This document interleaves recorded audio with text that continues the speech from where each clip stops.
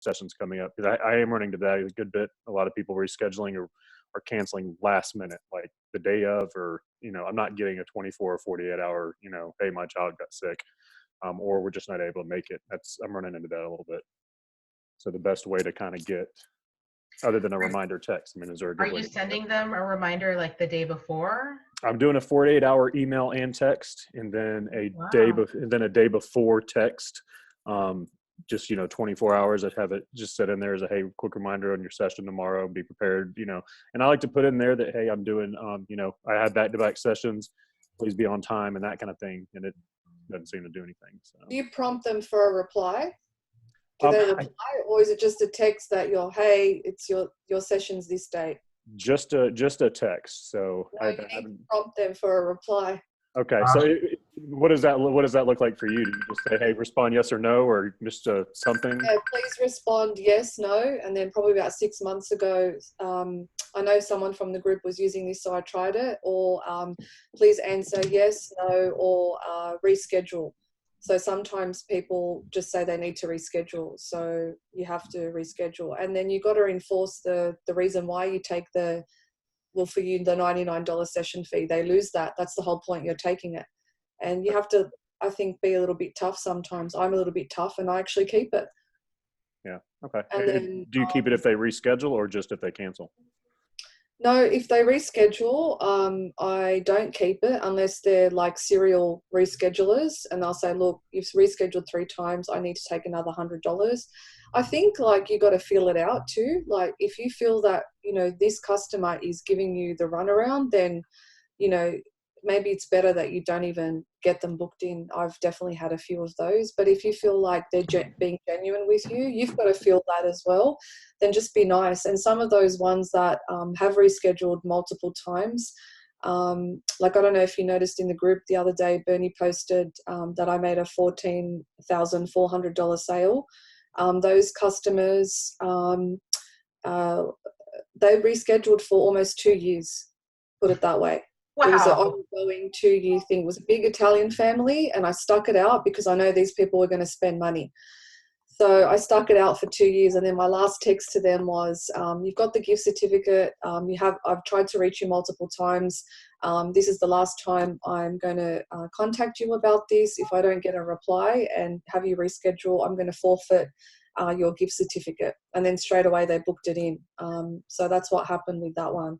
So you've got to feel it out and then put your foot down where you need to put your foot down, which I know sometimes is hard when you don't have a lot of work or a lot of income, but it's just the frame of mind once again.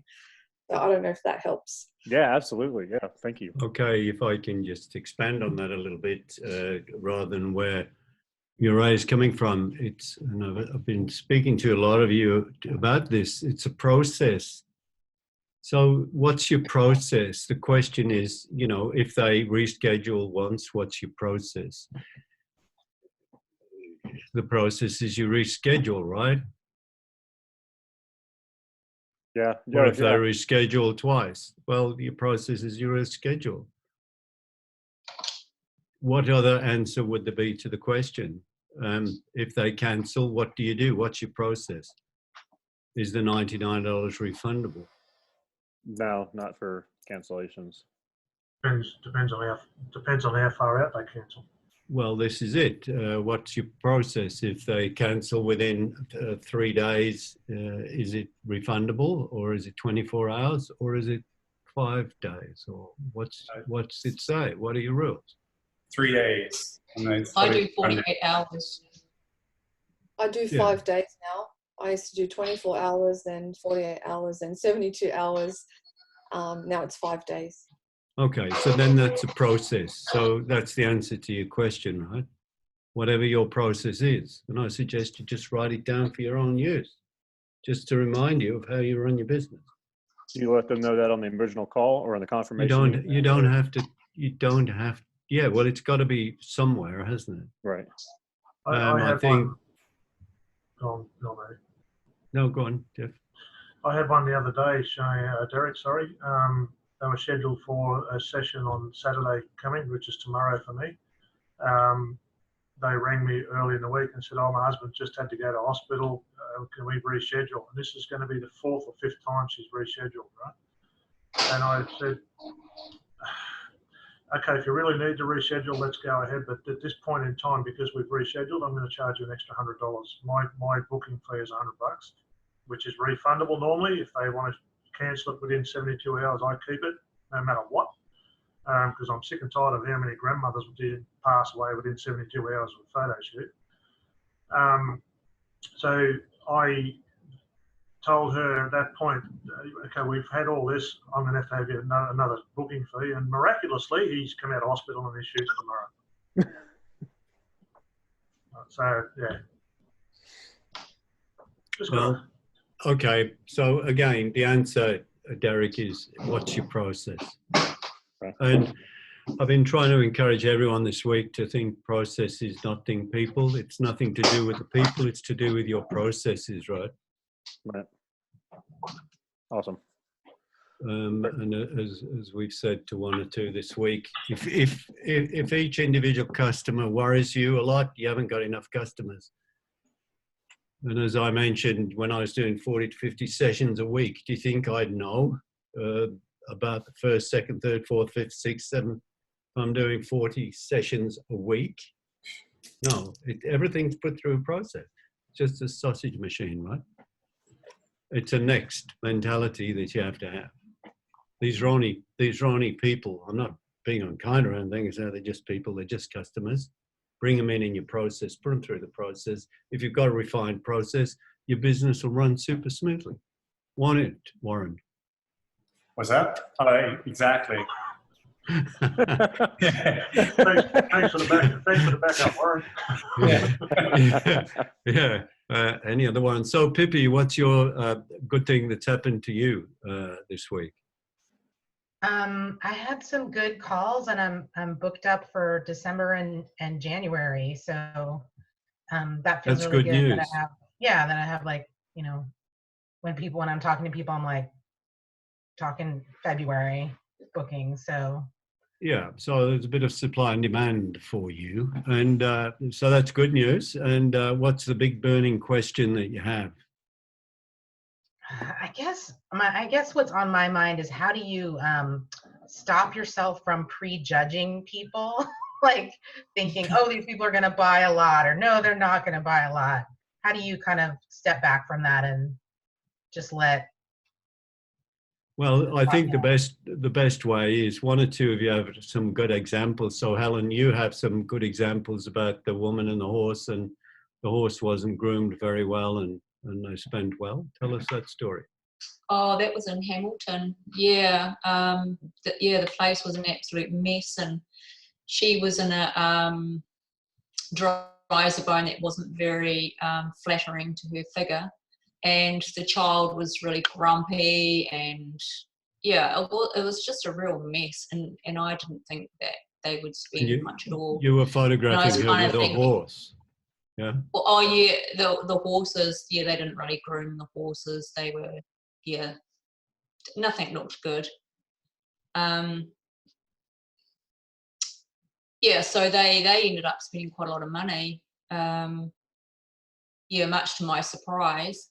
I find a lot of people that I expect not to buy, and those that I expect to buy don't buy. Yeah. How much did this woman spend with these horses? She bought it was about 4,000. Yeah, because she bought an album and a few portraits, but she still. She still owes me money on that one. So I'm still trying to get money out of it. You didn't think she'd spend anything, and that's the point. So. Well, not as much as there. I was really surprised. Really surprised. I think the thing is that when you get enough surprises, then you stop trying to judge people. Murray, you could give your example of the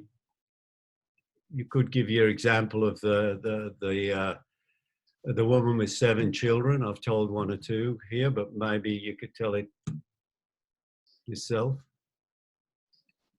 Yeah, can you hear me? Yeah, we can now. I've muted you. Yeah, she came in with 7 kids, and I basically thought she was not going to spend much money. They didn't look like they had a lot of money. And then when she came in for the sales session, before anything, she basically said that her husband's been unemployed for 10 months or something like that. They're thinking of moving to Queensland. They're in the process of selling their home. And I was like, okay, well, thanks for your honesty. I appreciate it. And the husband was on Social Security. Social Security, she is as well. Let's not forget 7 kids. And yeah, I just, as Bernie said, I went on with my process, didn't prejudge her, and then offered her a payment plan. And so she went on a payment plan. For how much? Or what was that sale? 8,000, 6,000, something like that. And then once 7,000, I think. 7, and then once that payment plan's done, she's going to buy another 30 by 45. And I said, once this payment's done, I'm going to put this order through, so that's going to be automatic. And she was like, okay. Okay, so you just have to don't judge them at all. You can't. It's impossible. You're right. Give another example about the couple that arrived in the 2 brand new Mercedes. Which and one? didn't buy anything. Oh yeah, I've had a few of those. There was one last week. Was this the one you're talking about last week? I think it was before that. But tell us about the one last week. Oh, the one last week. Yeah, her family came up. There was about, I don't know, I think at one stage there was even a Lamborghini outside my house. I can't tell you cars they came. And then basically wasted my time for 2.5 hours going back and forth. And then I was about to put the payment through just for 3 8x12 photos. And she's like, I'm going to call my husband. And this is my face, right? So then, yeah, her husband basically said no. And she's like, I'm just going to take the complimentary portraits. And really, I wanted to say, after all that, she just wanted to take the complimentary portraits. So I was like, okay, your loss. And yeah, put the order through. And that was that. Okay. So does that sort of answer the question, Pippi? Yeah, I guess no one can predict, and you can go, you can look at what they're wearing, car they're driving, house they're living. Doesn't make any difference. You just put the process through. Mm-hmm. Put them into the sausage machine and see what comes out the other end.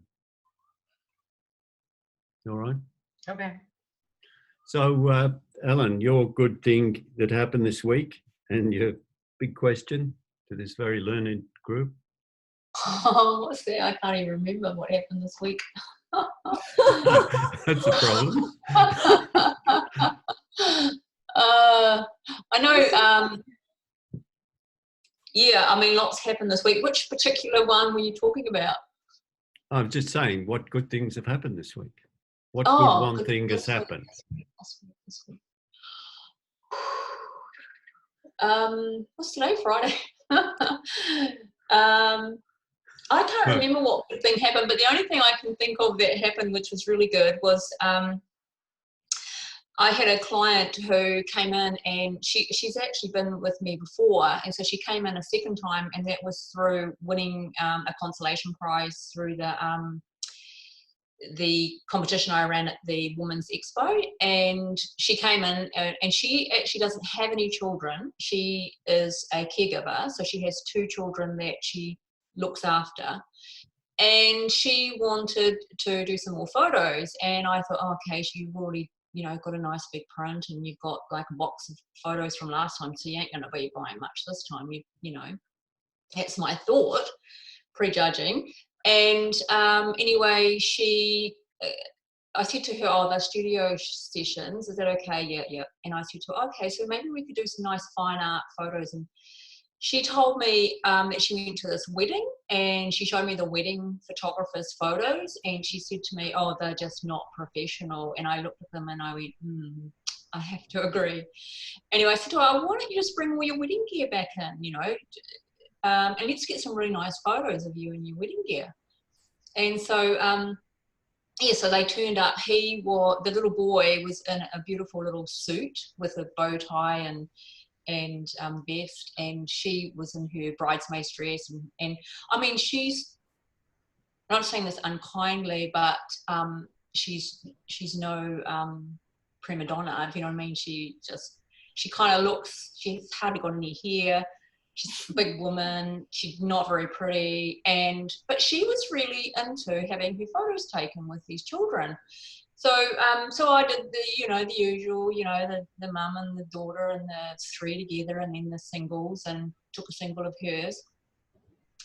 And they weren't fantastic. They were just really good photos of this family, and kind of family. Anyway, she ends up spending $4,000, and I was like, oh, okay.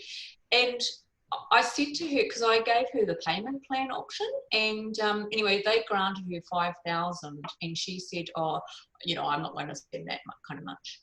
And I kind of expected that she wouldn't either. I thought maybe 2 or something like that. And so then she spent $4,000, and I was like, oh, so that was really good, especially when it's been really tough. Like August, I had 12 sessions just fall off, and it was just like I went into this panic mode, thinking, oh my goodness, I've got nobody wants to have photos. What am I going to do? My business is going to crash, and kind of went through that whole panic thing, and then so anyway, just keep going, just keep doing, just keep pushing forward. And then thankfully I had the show and I had people come in. So when she spent that kind of money, it was just like, oh, thank God for that, So that was, that's been really good for me. And it's kind of made me feel a bit more encouraged that, there are still people out there that want to buy my photography. So what's the burning question to the group? I think it was more for Marae, because she makes those really big sales, like the 6,000-8,000, and I struggle. I mean, like that 4,000, that was kind of like that's a real bonus for me. I don't experience those kind of. My average is 15, so to get 4 is pretty exciting. But when I hear Marae getting the 6 and the 14s, and I'm thinking, how do you get those? Because people here just struggle to even get to that 4,000. Like even when I do 3, they go, oh, that's really expensive. Okay, and we'll ask Marae all those questions at the end. We'll leave plenty of time to do that. We'll just get around the group at present and throw any questions you want at Marae later. So Cindy, your big win and your biggest question to the group? Well, big win. So something good that happened this week was I finally updated my records, because I hadn't input any sales into my studio management system since September. I'm sorry to say, but I can't stand bookkeeping. So I finally updated a bunch of those records, and I was looking at year-over-year totals between this year and last, and they're not big numbers. I'm still working on that. But I had a 40% increase in gross revenue year-over-year. So I was okay with that. And most of that was in the last 6 months. Well, if it's accumulating, probably in 5 years, you'd be a millionaire. Okay, well, I'll take the 40% this year. Next year, I want it to be. If it's like compound interest, it'll, you'll be going well. Well, that's good news. We're shooting for 200% next year. It's really good to keep numbers. That's a good message to pass on. And what's the burning? It's better than it going the other direction, so I'll take it. That's right. That's for sure.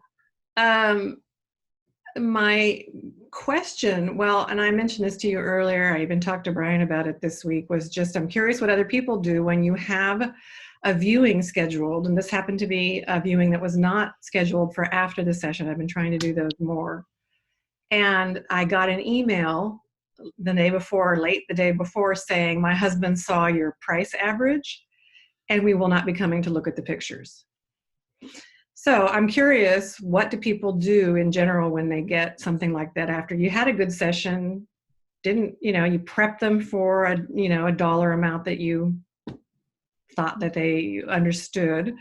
And then when they get a confirmation email, and the confirmation email just happened to have the frequently asked questions in it, which showed my starting prices and average sale. And I guess Dad had never been talked to, I'm assuming. But anyway, curious how people handle that. Or maybe it never happens to anybody. That's me. Who wants to answer that? It's happened to me. All right. I just say thanks for your time. Let it go. I find you're never going to recover it. If the old man's not in favour of it, you're never going to recover it. It's just put it down to experience and let it go. Mm-hmm. They might come back to you. I've had a couple come back to me 2 years down the track and want photos.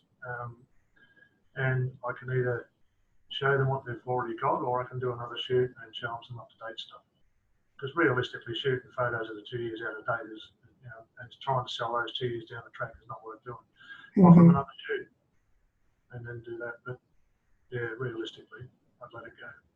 But as I said to Cindy, the best thing is to learn from it to make sure it never happens again. And we spoke about some strategies to avoid that. And of course, that is by making sure that they do have some price guide in some way, shape or form. So that then that wouldn't occur.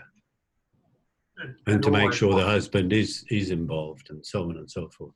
Yeah. Always try and make sure the husband turns up for the viewing session at the same time as well. If not, FaceTime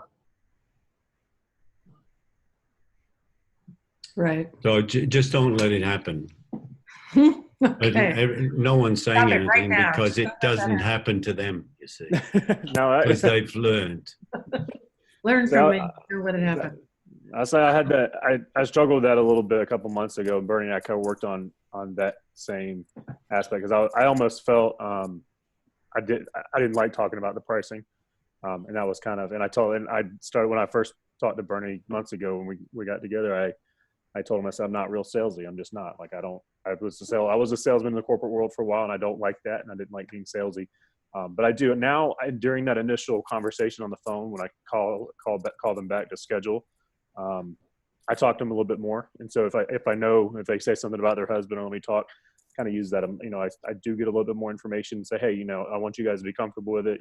Those are averages, but I don't know what you're looking to spend. And sometimes they'll tell me right out the gate, like, oh, we're only looking to spend probably $500 at the max. I'm like, oh, that sounds good. I have things that you can buy for $500. And so I kind of coerce them on that. That way, when they talk to their spouse, they're not.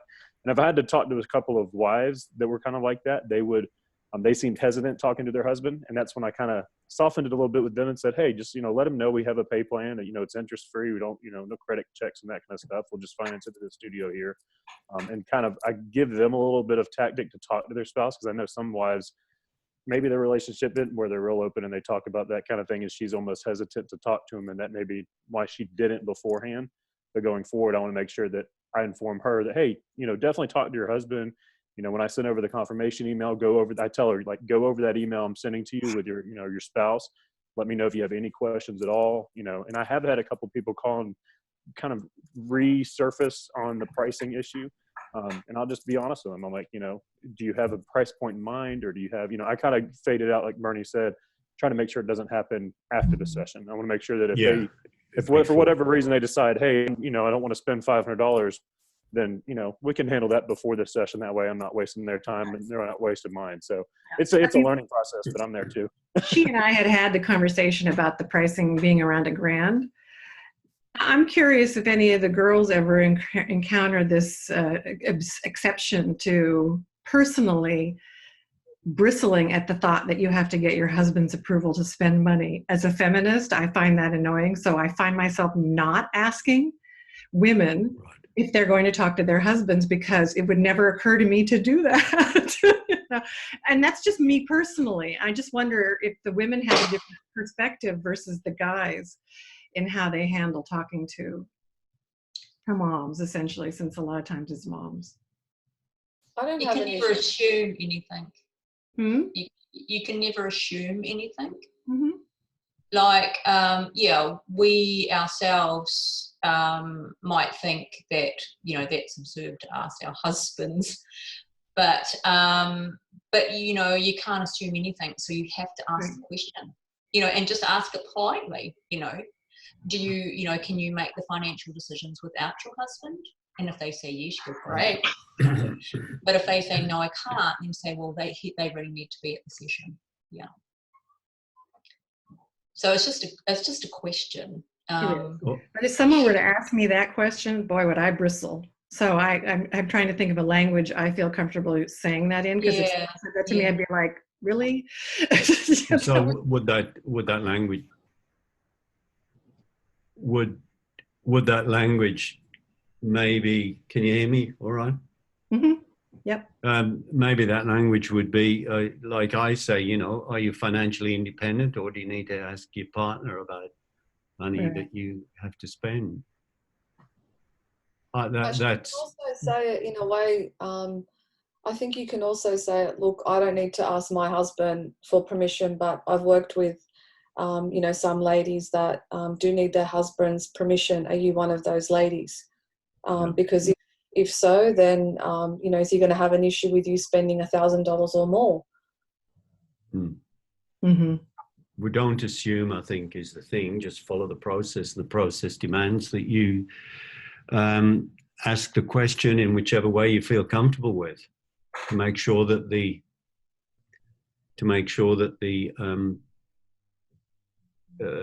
decision makers are there, and that they can talk about it before. It's a really important question to ask. I found, like, a lot of you are wondering how I'm making these big sales, because I get rid of the riffraff, and the first point of riffraff is on the phone.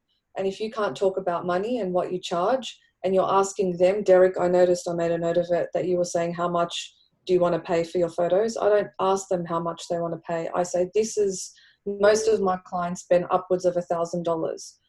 And then I stop and I wait for a response. If they say it's too much and I can only afford 200 or 500, I'll just say, yeah, look, I'm not for everybody. I understand, and I'll let go of them. So it's getting rid of the riffraff. But then, Derek, you might be comfortable with them spending that much money. I don't know. I thought you were going to say, Derek, are you comfortable with having riffraff? I don't think you would be. No, it is riffraff. It becomes riffraff. Are you comfortable with having riffraff, Derek? Some of us can't be choosers. We don't have that many we can throw away. Could be. We're fishing in a little pond. Yes, you can be a chooser even if you are a beggar. You can do it. Yeah, just don't take money from everybody. Just be selective who you take money from. I'm learning That's a good that. point. That's a hard lesson. So I'll keep you guys up to date on me learning those, because I don't. That's a hard lesson to learn, and it sucks. I'm going through it. Yeah, but it's a lesson you have to learn, and you have to go through it, because that's the way you learn, by doing. And you know what, Derek? Once you've done hundreds of sittings and you've been doing it for years and years and years, it just gets to the point where you just go, I'm not doing that. And that's the point that I got to, where I was like, I'm busting my ass doing all these photo shoots, and I'm only getting $200 or $300 sales. Like, I'm not doing this anymore. Yeah. So, yeah. Marie, maybe we could ask you about your some good news first. Some good news. What, this week? Yeah. What good has happened this week? What's happened? We've had a few good sales. What's a good sale for you? Oh, yeah. I'd like to say Muriel, statistics sounding quite good. We have the occasional, $3,000, $4,000. I mean, sometimes it's more often, but totally, you can never judge a book by its cover. We've got a few clients on payment systems at the moment, and they're people who I really didn't think they'd have two bob to rub together.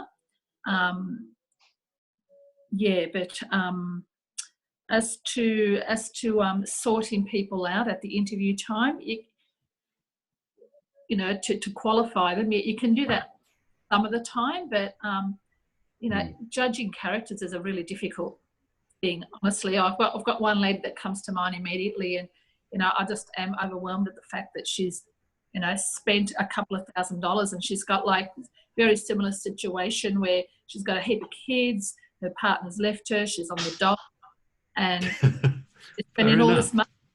And whereas, you know, we've got others who, yeah, you think, oh, they've got this massive property. I had a lady who is very wealthy, one of the matriarchs of the town, and she was wanting to purchase a gift for Christmas for one of her employees who had photos taken by us.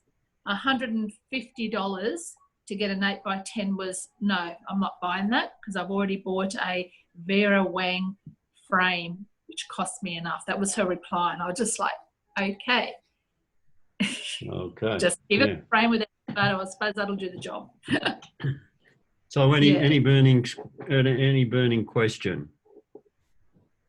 Mine goes back, as you know, Bernie, is you know, getting feet in the door. You know, we're doing the kids of Griffith at the moment, and it's really hard to get people to, you know, come through the door. That we're addressing all that with you, of course, and that's probably my biggest issue is more getting the feet through the door. And considering it's Christmas, we are not. I'm hearing a few people are really, really busy, and we are busy because we have got graduations on. But I wouldn't say our family scenario, our family portrait's booming.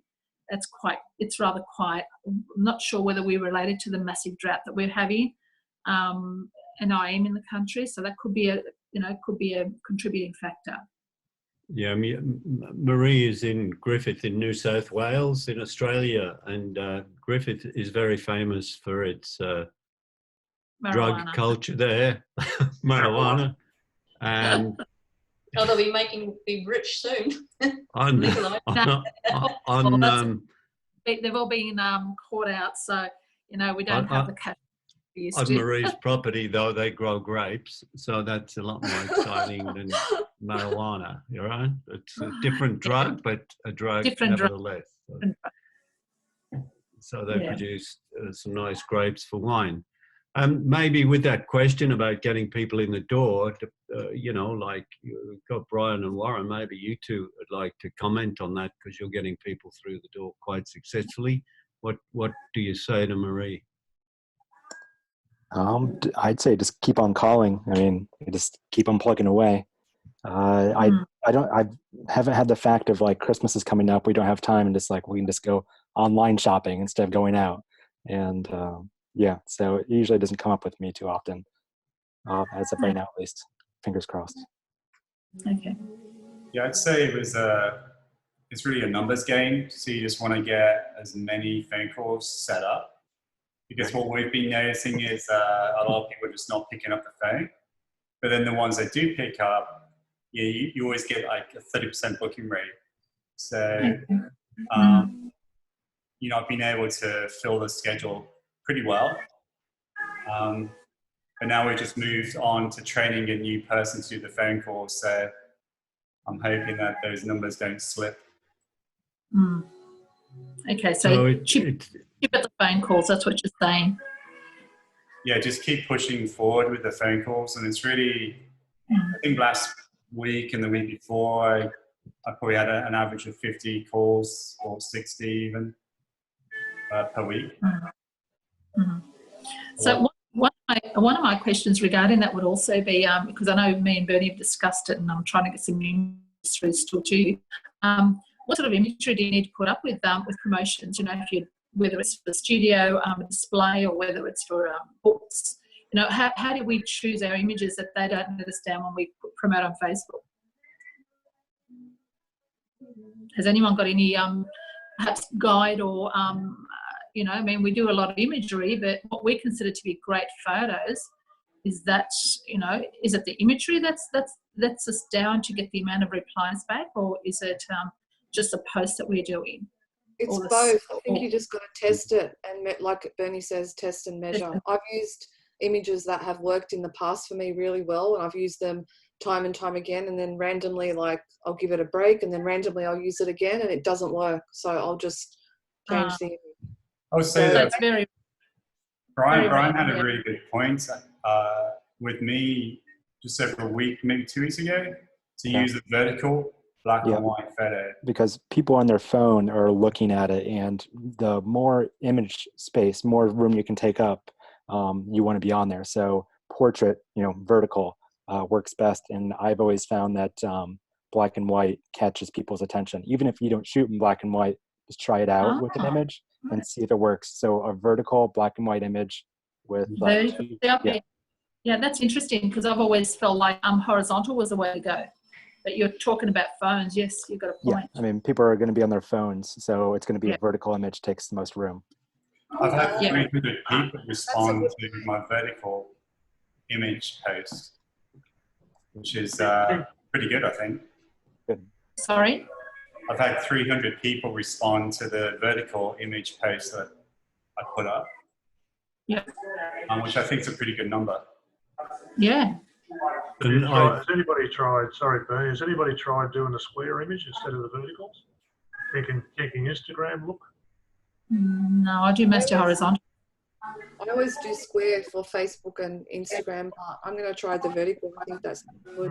So it's all a matter of sort of test and measure. But Marie, the main thing is, as I say, and we all agree you're a good photographer, and well, better than good, you're a master photographer and all of that jazz. But choosing the images, it's best sort of not to choose them yourself, because I don't know the rest of the group, but that photograph behind you, for me, is a great photo.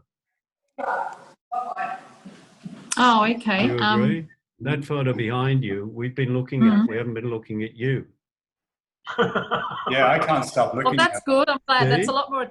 So I think does everybody agree with that, or are you going to say you didn't notice? No, I totally noticed. Is that you, Marie, in the photograph? No, not at all. That's what I was trying to figure out. I was like, she looks very similar, but I don't know her. No, not at all. Okay. But it's a vertical and it's got a lot of impact, and you tend not to be able to take your eyes off it. So it's about choosing. Bernie. Yeah, it's the bright lights. Leave the bright light on the boy's face. That's what attracts you. Yeah, it is. What, it's our light in here. Because I've got a spotty on it. Where are you, in the sales room, Marie? Yes, I am. I didn't want to show off the messy office at the moment. Can you swing the camera around just so we can see your sales room out of interest? Okay. Rightio. So maybe I should take you for, hold on a sec, you know how I start. Take us on a quick tour. Yeah, rightio. Okay, so I'll take you back to the walk-in. So you walk into our sales room, and this is pretty much it. We put our display stuff on the wall there. And you've got the prices under the photos? Yes, we do. Still? You've got the prices under the photos, yeah? Yes, we do. Is that wrong? Okay. No, I'm just saying. I'm just pointing things out. And they're all acrylics that you're showing us? No, this is a wall of acrylics. And then this is our viewing wall. Then we spin around this way, and we've got canvas and acrylics. They seem to be our better sales. And we've got some frame stuff in the back here. And you've got a big projector in the ceiling that you project onto that wall with? The projector's just there. Yeah. Right up on the ceiling, yeah. Show us the reception. We don't want to see your workroom. I've seen it. No, my workroom's really messy at the moment because we've got stuff everywhere. So this is one of the most magnificent rooms that I've been to in a photography studio, and this is just the waiting room, right? Yeah, it is. I'll just take you back to the front door.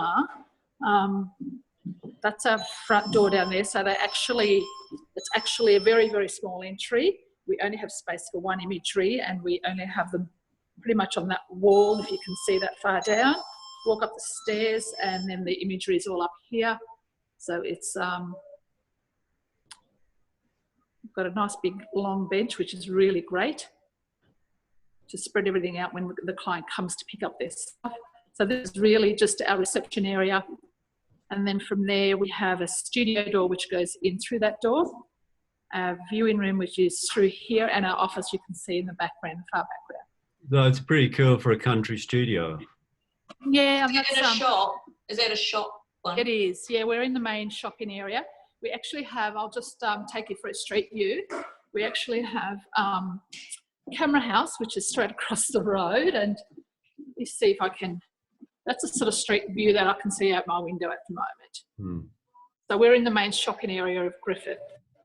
And if you, I mean, what really gets me, what really gets me is like we're just talking about people coming through the doors. Is if you have a look, you can see there's no scarcity of good cars outside. They're all, you know, I'm looking at, they're all pretty much new cars and, you know, Mercs and Audis, and yet, like Murray was saying about the person who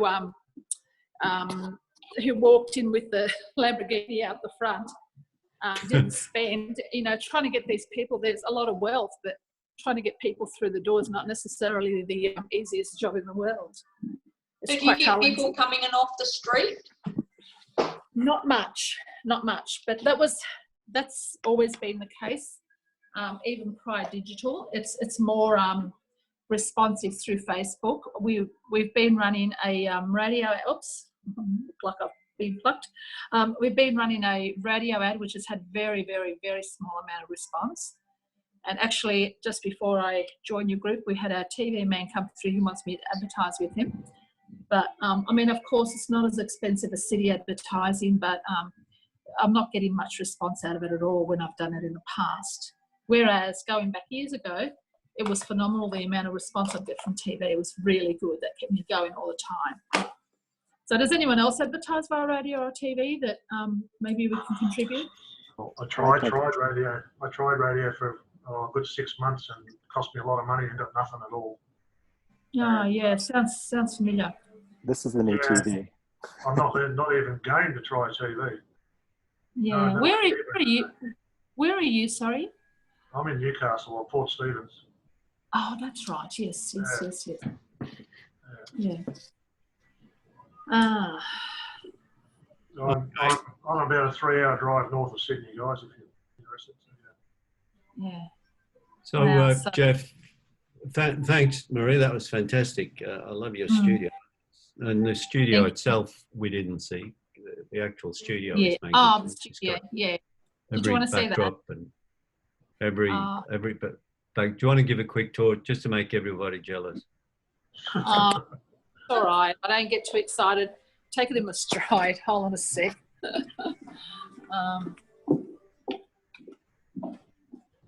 I hope I've cleaned it up after my last shoot. Whoops. Yeah, no, I haven't. That's quite messy. Sorry, just walking in the front door. That's our backgrounds. We've got an array of backgrounds there. Some are up on the top, some are pushed to the side. This is what I was working on yesterday. And that's just the rest of it with all my stuff everywhere, junk and props. And yeah, probably not a very tidy studio. It needs a big overhaul at the moment. But that's it, yeah. Pretty big, okay. Though. It's but pretty massive. big. Yeah, it is massive. It's big, and it's like a big handbag. You tend to put more stuff in it when it's big. But, yeah, a good analogy. Yes. Yeah. You know, the space fill it. Yeah. So thanks for that, Jeff. Do you just want to finish off the group round? Something good and a big question that you may have. I haven't got a real big question, but my biggest effort of the week was the $6,000 sale about this time last week. Yeah, well done. With a Greek family who walked in the door, single dad and two younger daughters, and son and a daughter, and the other two were other grandkids, and he had his mother-in-law with him, and between them they spent $6,100. So it was pretty good, and all acrylics as well. So yeah, it was good. Burning question, obviously Facebook ads. I've tried that. I've just run an ad using black and white images as it happens, and didn't boost it. I just put a post up and had, I forget what the figures were now. I told Bernie this morning, but so 2,500 or close enough as far as reach was concerned, and had a bit of kickback off it. And there was 59 jot forms filled out, and out of that I made 4 phone calls and got 1 sale out of it. So trying to look at it now next week and boost it and see what the figures look like. But I have trouble getting the demographics right, I think. Or trying to get the target audience right. My main business is obviously family portraiture and that sort of stuff, and I tend to find my general demographic is women between the ages of 30 and 45 with a couple of young kids who are pretty well settled by that time. At 45, they're pretty well settled and the kids are almost out of the picture. I find that's the best demographic I've got, but I don't seem to get too much of that coming in. I'm getting a lot more grandparents coming in nowadays for some unknown reason. But yeah, so no real big question, Bernie, but yeah, just trying to get the demographic right. Bernie, can I? I'm just listening. To what you're saying, which is really interesting. Which is really interesting. Oh gosh, now I've lost my train of thought. Sorry, interrupted. I just slept. What day is it? It's Friday. I've had a massive week here. So it's Thursday here. Are you sure it's Friday? No, it's definitely Friday afternoon. Friday. What? It's Thursday evening. Come on. No, it's Thursday. Come on, look, we got lights on. It's no, it's definitely Friday afternoon. Oh, so now I remember quick. January. Do most of you guys close during January, like the first part of January? And that's point one. And point two, are you promoting during January? And what about uni kids who are home during January? How do you get to them for family portraits, considering that people are on holidays on and off in January? Have I thrown a spanner in your works, Bernie? January is probably one of my biggest months, actually. Really? I take Christmas early, just before Christmas, through to about the 6th of January off, and then January, February, March are generally the 3 of the 5 or 6 biggest months I've got. So, that's very interesting. So how do you get your work through the door for them? It's just normal, everyday people. A lot of them have only got the time to get their kids with them when they're on holidays. Okay. Yeah, I get a lot of angst through the football season, for instance, like the soccer season, and the Aussie rules season is middle of the year. Get a lot of angst out of that. Oh, little Johnny, he's only 7-year-old, got to go and play football, or he's got to go and play soccer. My comeback to that is obviously the kid's not playing Premier League football, for Christ's sake. Just give him a day off, But it doesn't always work. But so I find that the Christmas period or the summer period, spring through the early autumn is probably the best times. So yeah, I don't take too much time off in January for that way. Oh, interesting. Okay. Yeah. Is there anyone else who's got any?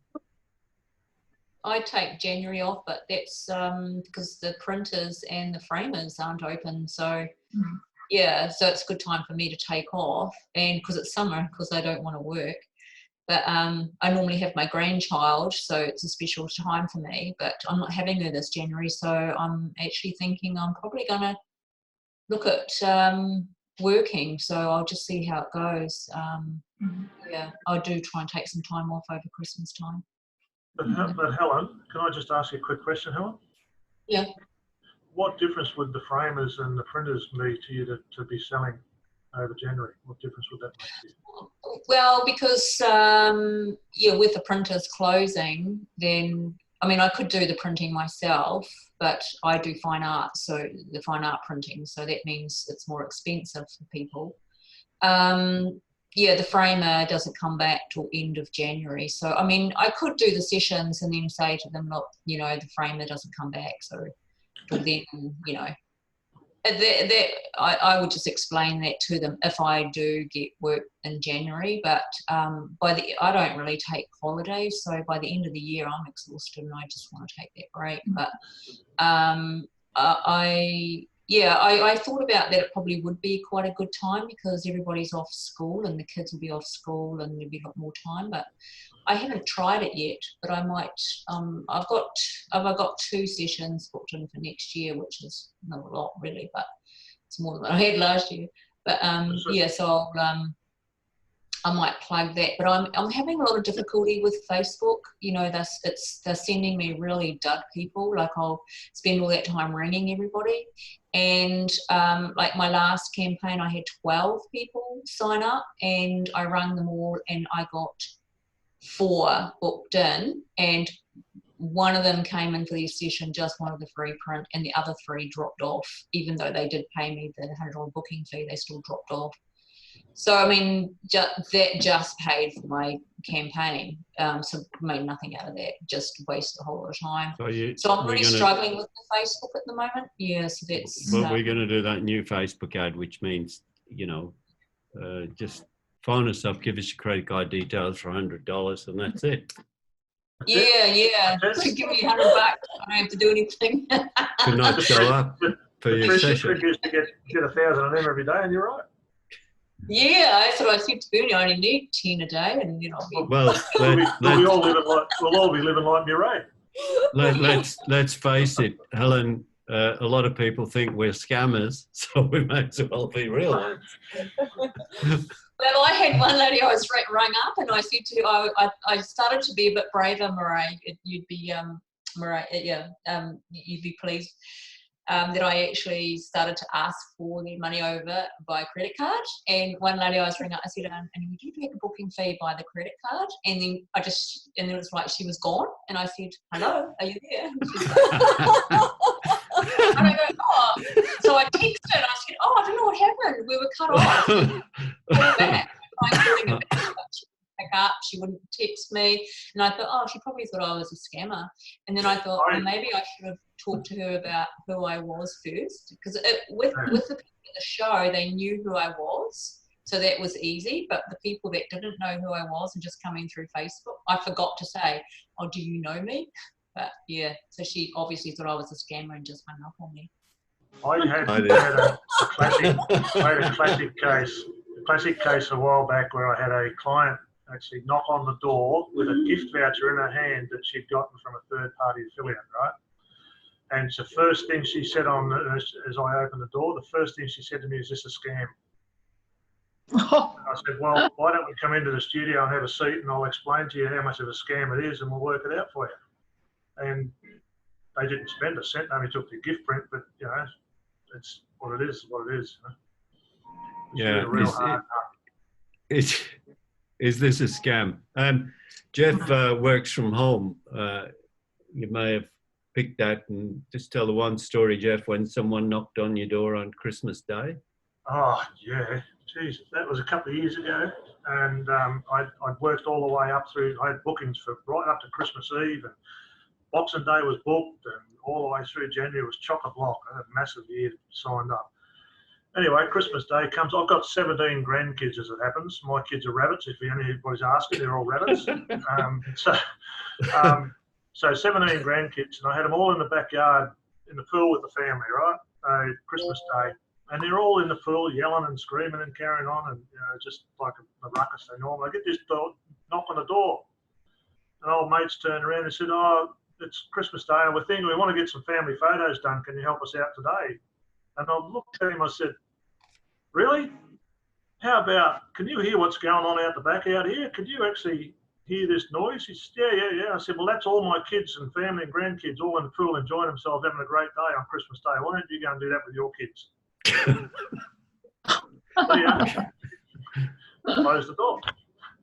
Yeah, Christmas Day, for Christ's sake. Yeah. We didn't say come tomorrow.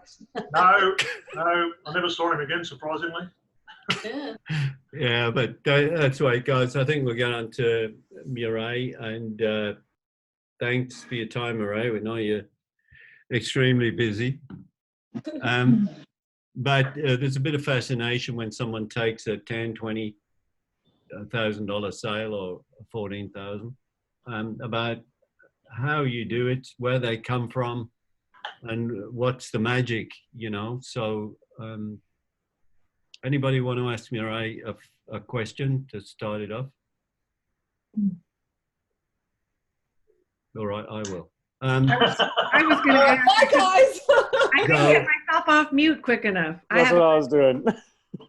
So my question is that Bernie and I were talking this morning, and he talked about how you speak to people right before you show the slideshow about the 4 methods to make payment on your products. And I was kind of curious what that conversation looks like. If you wouldn't mind running us through the viewing, you sit down and how you have that conversation, what happens next, and how you answer questions if they ask questions, if you just go straight to the slideshow and talk to them later. Well, I'm one of the very few photographers that actually doesn't show them a slideshow. Okay. I just flip through the photos through Lightroom, believe it or not. It's a very simple setup, and I just want to make a comment to Marie. I'm so jealous of your studio, Marie. If I had that space, oh my God. I don't know if you guys know, but I run a very small, Bernie called it a micro studio. It's half the size of a normal garage, a singular garage. So my space is incredibly tiny, and it splits up between a viewing room and a studio. So yeah, I would love to be able to work from the space that you work from, Marie. So going back to your question, Cindy, I basically, when they come in, I just say, look, I'm going to show you the photos. And I talk them through that. And then once I've shown them through the photos and they've actually just told me the ones that they liked, I star them. And then I say to them, I'm just going to talk you through the products and then give you all the pricing information. And then it's completely up to you, you know, what you would like to purchase. And I say to them up front now, I say, because it saves time and it gets them thinking, I say to them, there's 4 ways to pay for your photos. The first way is you pay for everything up front and you collect your order when it's completed. The second way is 50-50, so 50% today and then 50% on completion. And I'll make a note to say 50% on completion, not on pickup. And then I have 2 payment methods. So the third way is a direct debit, and then the 4th way is an interest-free payment period. So straight away they might say to me, oh, I'll definitely be going on a payment plan. Or I had one lady that spent just over $9,000 2 weeks ago, and she said to me, oh, because I said the 4th way to pay is through PayRite, and you've got to spend $5,000 or more. So straight away by me, I say to be eligible for that, you've got to spend $5,000 or more. And she's just gone, $5,000. And I said, yeah. And she's gone, do people spend that much on photos? And I said, all the time. I said, look around you, all these orders like are about $10,000, $12,000, $15,000. And she goes, wow, okay. So she looked through the photos then, and her order came to 9,000 something. But because I had said that it was okay for her to spend that, look what everyone else is spending, then she was okay with it. And that's happened to me before. Bernie knows that. I've had a client where they've her orders come to 12,000. She's like, oh my God, $12,000. Do people spend that? And I've taken her out to another room, just to my dining room, where I had some photos, you know, just leaned on the wall. And I said, oh, you know, this is a $15,000 order. This is a $12,000 order. And she was like, oh, okay. And then she gave me her credit card. So that's interesting, isn't it? Very. Okay. Very interesting. Does that answer So your question? just with that, Mirai, because I thought that was such a great idea that you're saying that up front just before your non-slideshow. I thought we could even put that on the frequently asked questions, you know, about there are 4 methods of payment. Yeah. Yeah. So it could be put there. It could be put right up front. I know that, you know, not everyone's as experienced as you and got the strength to, you know, say that to clients straight up, especially to say, you know, if you go on the 4th 12-month plan, then that's for people that spend more than $5,000. But we could break it down, and on a frequently asked questions, maybe we could put there are 4 methods of payment. One is upfront payment. That's usually orders up to 1,000.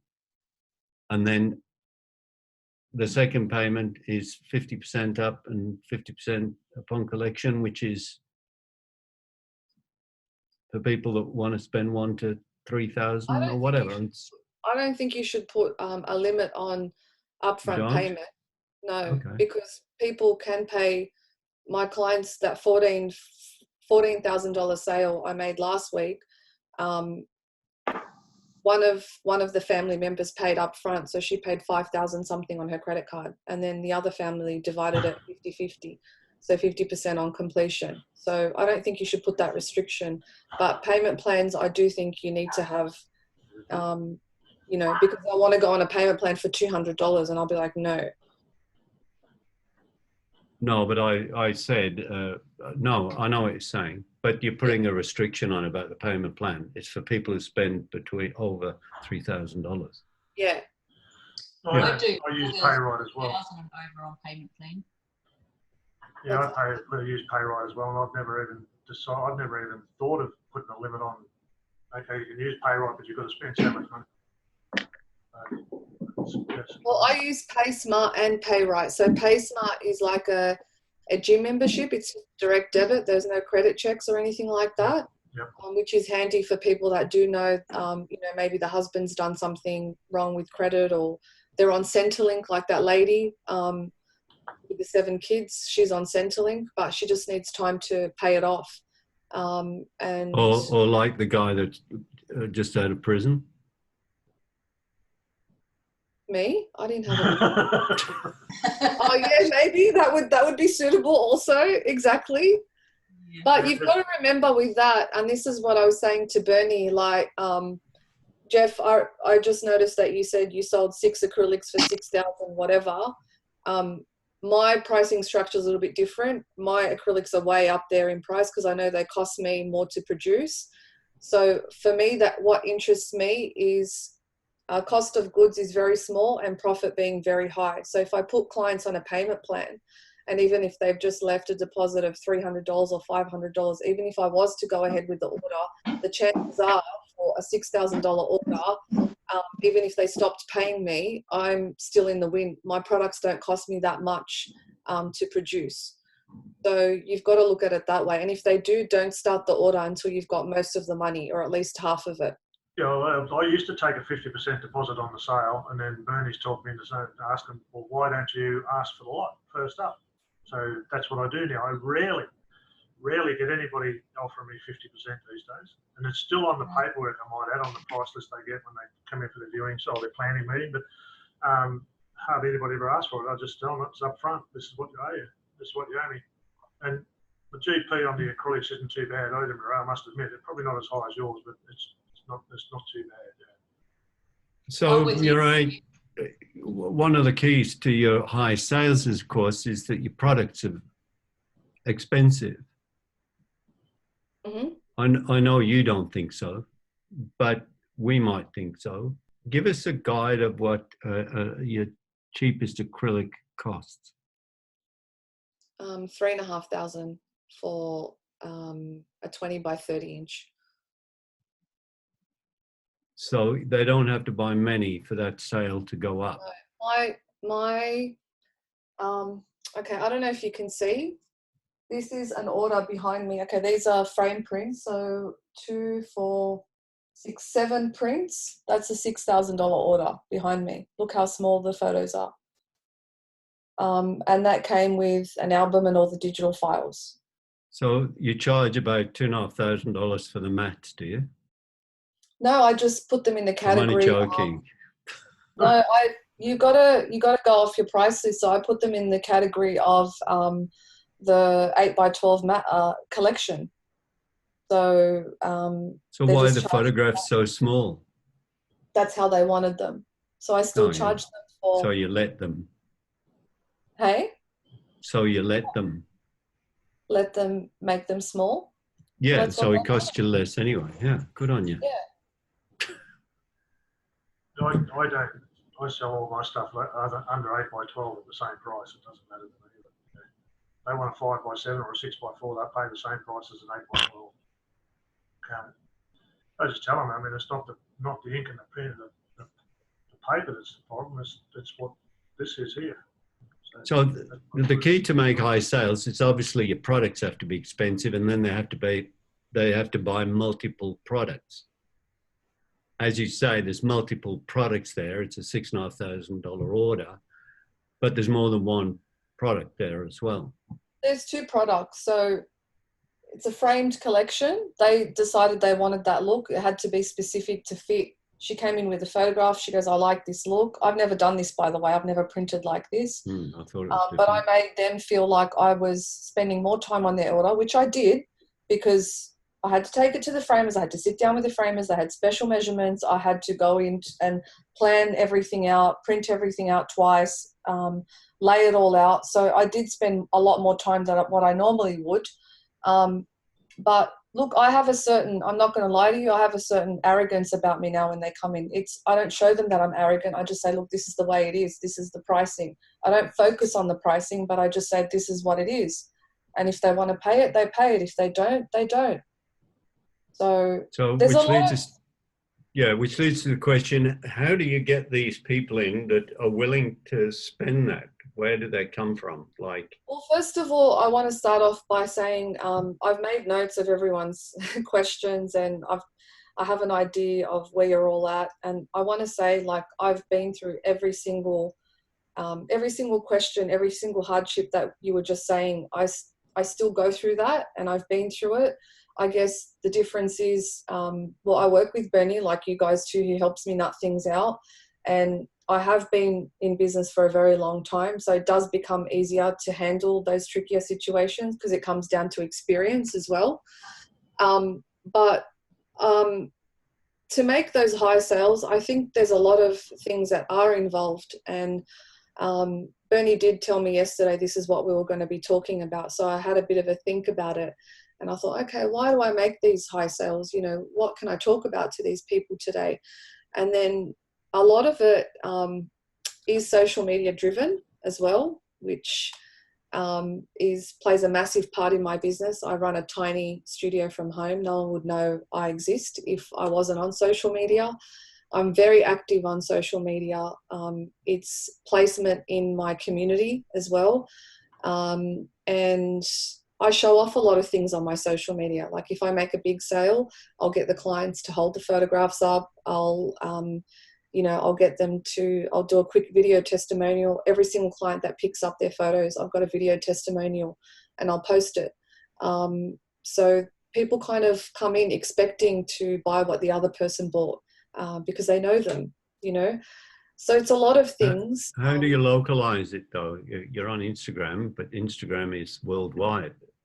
How do you get it into worldwide, and people are viewing it worldwide, but when you say localized to me, I mean, I've been here for, almost 20 years. So I'm the go-to portrait photographer. I'm known for being expensive. I'm known for doing quality stuff. People know I work from home. People see me grabbing my coffee. I post a lot of stuff about me as well. And like I said, you do one thing for one person, they'll mention it in their stories on Instagram. So they're doing the advertising for me as well. Like last week, I photographed a mum. It was that mum that spent $9,000 and then dropped it to bought the 5 digital files for like $1,400. But I found out that a few mums that she knew had used me or were going to use me as well. So then I started getting messages saying, so-and-so has used you, or I've got my photo shoot with you next week. I know her. So it becomes like a bit of a community. So I don't know where you guys are at with your social media, but that plays a massive part in creating these big sales. You can't say you don't have time for it. You just do it. We try hard. I had a quick question. I don't know if we're supposed to raise our hand or what. I just wanted to kind of jump in. I was trying. I don't want to interrupt.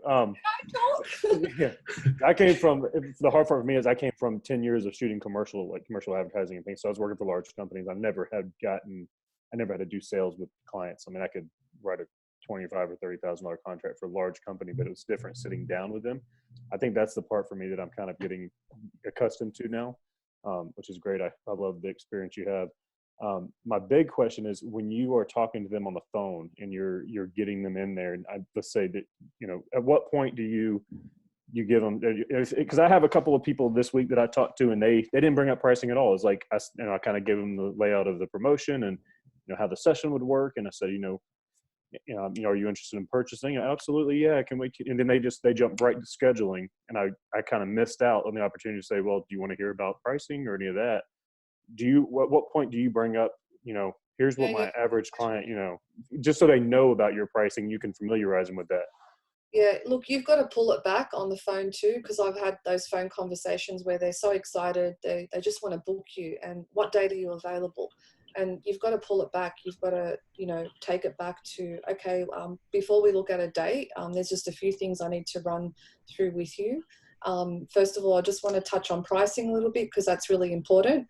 And I'll say something like, you know, my wall art starts from $695, and then you can purchase beautiful acrylics and you know, other products that you've never seen before probably. I can't wait to show you and get them really excited over the phone. And then they'll say, you know, do you sell the digital files? Yes, I do sell the digital files. Collections start from $1,200 and go up from there. And sometimes I even want to talk about that, but I don't let them talk about it. I'll steer them back to where I want them to go. So you touch on price, you don't focus too much on it. But you also want to get an idea of how they feel about pricing in that initial phone conversation too.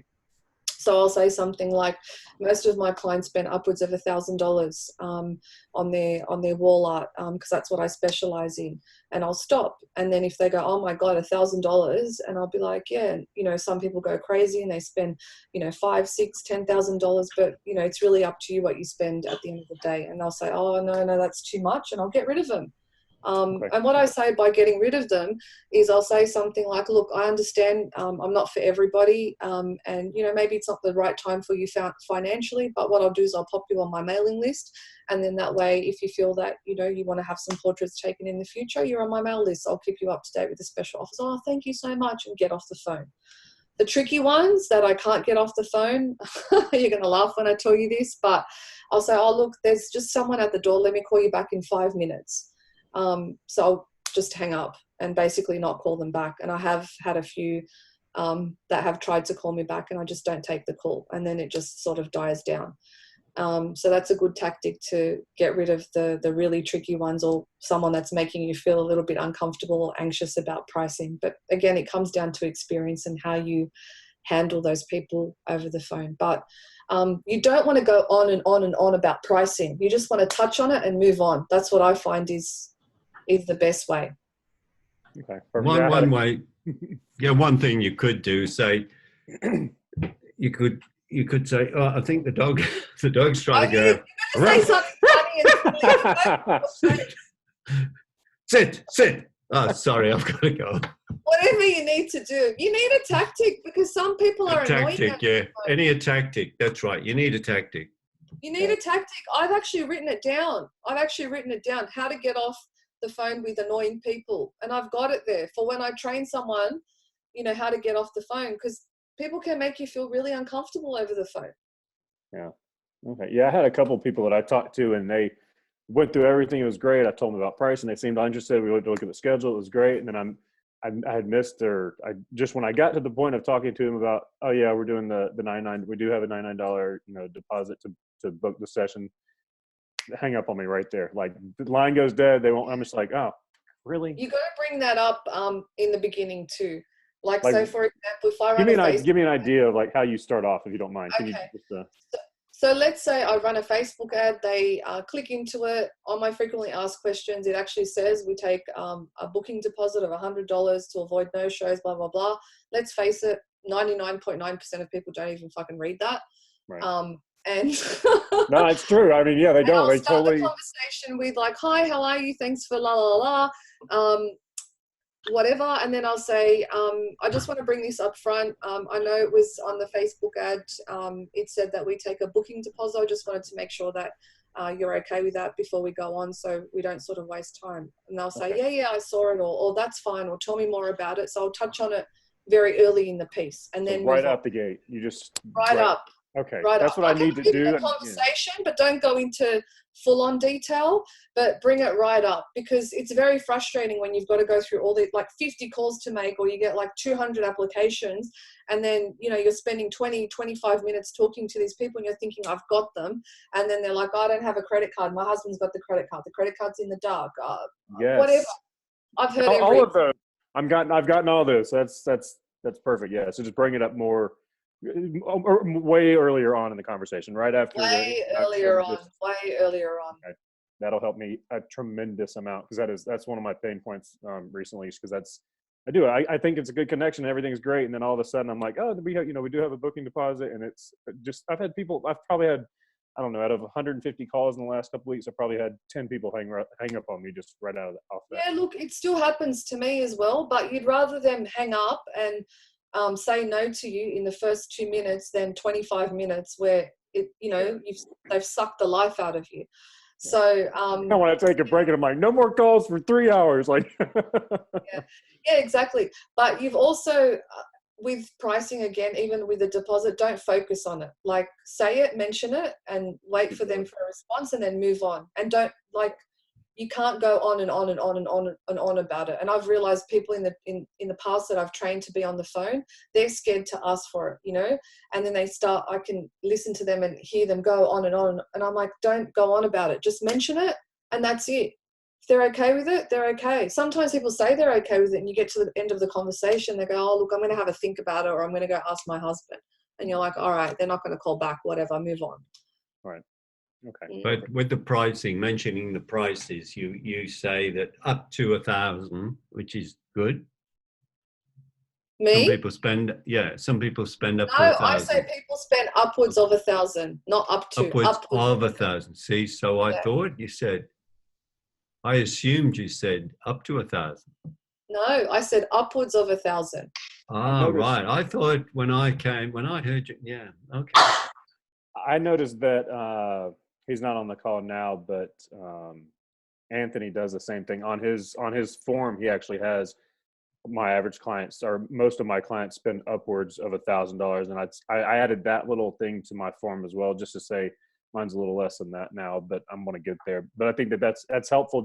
I think that weeds a little bit of the people out before they even fill the form out, because if they're thinking they're going to get, like, I had a lady the other day said, well, the last photographer I used, and I was like, at that point I was like, whatever. But she's like, $150 for everything in a 2-hour session, blah, blah, blah. And I was like, well, go back to that photographer. That sounds like a great deal.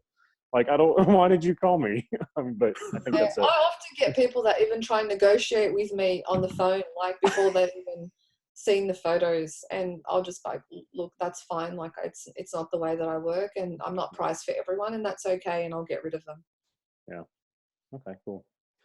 Awesome. All right, somebody else ask a question. I have a question. I have to unmute myself. So I'm curious as to how you sell multiple products. That's the first question, but really also, what are your highest selling products? What's the most kind of product you sell off? I sell a lot of the digital file bundle. So my digital file bundle is $3,495. It includes an album with that. I don't design the album. I basically give Brilliant Prints 40 images that I choose. I don't let the clients design the album. They have no say in what design, what happens with that design. Okay. Because remember, in the viewing session, I've pinpointed the photos that they've liked. I've selected what they said they've liked, and I say to them at the session, I'll design this album based on what I think will work as a great layout. You've got to trust me. And they're like, yeah, we trust you. And I'll take into consideration the photos that you've said you've liked that we've starred. So that bundle includes all the files, high res, low res, an album, and a little phone app, which costs nothing to make. But I actually encourage them to buy. It's interesting. I contradict myself during the sales session. So I go on about a speech saying, that, you know, I specialize in wall art, and I say to them, we live in the digital era. We've got thousands upon thousands of photos of our kids on our phone. When's the last time you got something beautifully printed? And usually they'll say never, or when the kids were like 1 or whatever. And so I'll say, look, those files aren't going to last. So it's really important that you consider getting something, you know, printed for the wall. Everything is gallery quality. Everything has a lifetime guarantee or a 75-year guarantee. So I'll give them a spiel about that. And then as I'm talking them through the digital files, I'll say, look, this is the most popular selling product. Everyone gets this, you know, because it's such great value. It includes everything. And you've got all your files, and you get the album complimentary. So you've got something printed as well, and you get the great little phone app. And then I'll go on about that. And that's only priced at $3,495. I actually think I can get more money for that. And then I'll talk them through the wall art and whatever. And it's usually they get the digital bundle. Like this order here is the digital bundle, so it's $3,495, and then it's a collection of those. That's it. And look how tiny the prints are. Just took them to the framers, and that's like a $6,000 something order. So it sounds like you do a lot of bundles. Is that correct? No, that's the only bundle that I do. You can download my price list off my website if you're interested, Warren. Okay, yeah. I just put my prices, like the starting prices, on my new website. And it has made it very comfortable to talk about pricing in the sales room now. Like, I don't even care. I'm like, you know, you're here, you want to have photos. And I'm a little bit arrogant now myself. Thanks, Benny, for that. Because I used to be really kind of scared of talking about pricing. But now that I let it out onto the website, I'm like, I don't really care now. Yeah. But my thought was, like, in that sales room, trying to get them to go to more than one product. They've kind of led themselves, you know, doing the soft sell approach. Yeah. I was curious as to whether you had a particular way of pushing it, encouraging it, I guess. Well, I think I don't push anything. I mean, the only product I sort of go on about and I say, look, most people get this, is the bundle, because I want to push that product. It's not a lot of work for me. They get all the files. I'm getting paid $3,500 because I think worst case scenario, they're spending $3,500 with me. Like, my average sale at the moment is just above $3,500 for this year. And most people have bought that bundle if I do a count, right? So anything in addition to that is a bonus for me. But yeah, look, Derek, even with you, you were saying you came from a commercial background. You're not really a salesperson. I think that can be a really good thing, because one thing that people hate, and one thing that Bernie told me, is people don't like to be sold hard. Like, I know, for example, if I'm going to buy an item of clothing and the salesperson is waiting for me outside and hounding me and is really pushy, I'll get turned off. I don't even want to come outside. I don't want to deal with that person. I'll just, you know, put the clothes back on the rack and say thank you very much and walk out. And I was telling Bernie the other day as well, I said, most of my clients want to be like, they actually think I'm their best friend. Like, I've had that many clients recently who have messaged me and said, oh, I'd like to take you out for a wine or whatever. Yeah, I have a knack for making people feel comfortable when they're in my space during the photo session and during the purchasing session as well. And I found that in the past, that when I have tried to do a bit of a hard sell, it's failed. It's actually made me feel bad as a person. So I think that's really important too. You can be persuasive, and I don't think there's an issue with being persuasive, and there are certain tactics in regards to doing that. But yeah, definitely don't go in for the hard sell, because you'll turn off people. It was easier for me to do that when coming from commercial. We're in Atlanta. I don't know for many of you guys who know me. I'm based in Atlanta, so my studio was in downtown Atlanta for about 10 years, and we were servicing large corporations, Coca-Cola, Home Depot, Delta, like a lot of large corporations. It was easier for me to talk about my pricing and what I was charging for this session with a client, that it wasn't their money. They were just the director over the department, and they had a $50,000 budget for this project. And that was, so I'm like, okay, you have 50 grand. Well, I know you need a couple other things, so we'll come in around 35. And how's that sound? And it was just very easy. But when I feel like talking to clients and it's their pocketbook and their wallet, that's where I'm just like, oh, well, and I want to get out of that. I think I like your approach. It's like you said, I'm not real hard salesy, but I do like, I want to make sure that, like Bernie and I have been working on, I need to be on their team, kind of treat it as, I'm on your side. I'm not going to sit there and sell to you, but if you want this, then let's make it work and we'll figure out something that works for you guys. So. Yeah, but what I noticed with you as well is you're kind of, and like I said in before I even started talking, like I've been through everything that you guys have gone through. And it's with Bernie's guidance that he's taught me how to look at things differently and do things a little bit differently. And I have that certain arrogance about me now, because I know I can get like, okay, you're just a number. What did you say? The sausage churning machine or whatever. Sausage machine, yeah. Sausage machine. But when times are tough, and I still go through those times where I don't have as many clients booked in my calendar as I'd like to, it's very easy to go backwards in your head. So it definitely is about the mindset and how you value yourself. So even you, Derek, saying what you just said, commercially it was no problem because you were okay with that. But now you're setting yourself up for disaster because you're already thinking that in your head. Like, so it's practicing it yourself in your head and being confident with yourself and your products and your pricing. That's what I'm working on. So I'll probably reach out to you too. So. Well, I think we ought to end there because it's 8:32 here and some of us haven't eaten, and all you lucky people in the warm in Australia, think of us all in the freezing cold. Yeah, thanks for coming. You want to come over here amongst the bushfires? Yeah, the place is a barbecue. It's like one big barbecue, right? I have really, really low contrast shoots at the moment because it's come all smoke. Seriously, all smoke. I don't know what it's like down your way, right? Smoky beach photos. Wanted people for smoky beach photos. That's it. That's the ones. All right. Thanks for your. Yeah, thanks for your attendance.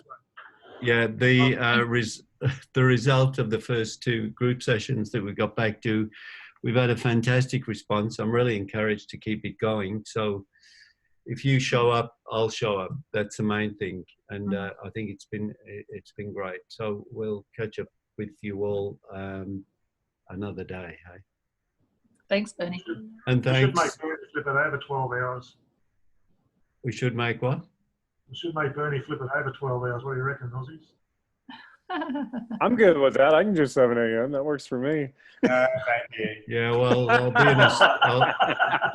be in Australia in 10 days, so I'll have to look at my timing a little bit differently. Well, pleasure to know Okay. it's lunchtime. Yeah, well, good on you. You have lunch and I'll have dinner. All right, Yeah. catch up with you all. Thanks, Thanks, guys. Murray. Thank you. Yeah, thanks, Murray. Thank you. Terrific. Thank you. Thank you, All Murray. right. Bye. Bye for now. Bye.